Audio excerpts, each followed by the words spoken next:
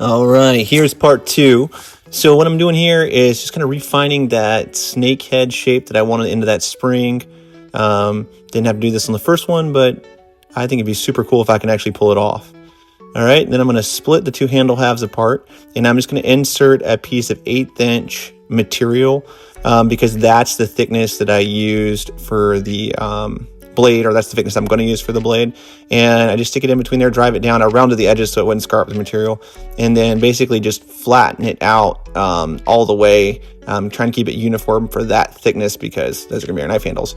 I used a little piece of my power hammer dies here to make a jig to hold the snake's head so that I could or actually forge the eyes in. I'm trying to get the camera to focus. You can kind of see it there.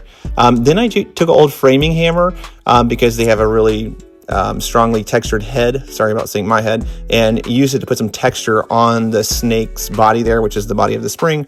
And I smoothed it off a little bit. Now I'm over here at the vise, and I actually clamp in that 1/8 inch bar in the handle so to hold it still and hold it the right thickness.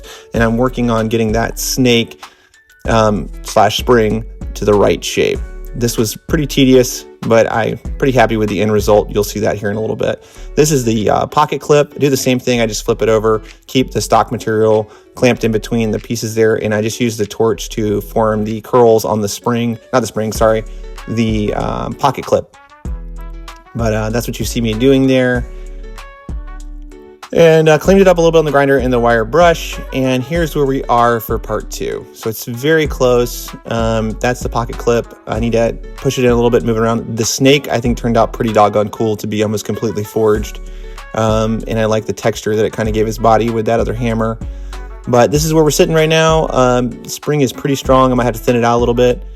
But I think it's turning out pretty awesome. I hope to work on the blade tomorrow or Tuesday. I clean those off so they're even, and then finish it up. But so far so good. A little bit more forging, twisting, bending, and just to tweak everything. But it's getting pretty doggone close. Thank you guys for all the support and all the comments. Really appreciate you.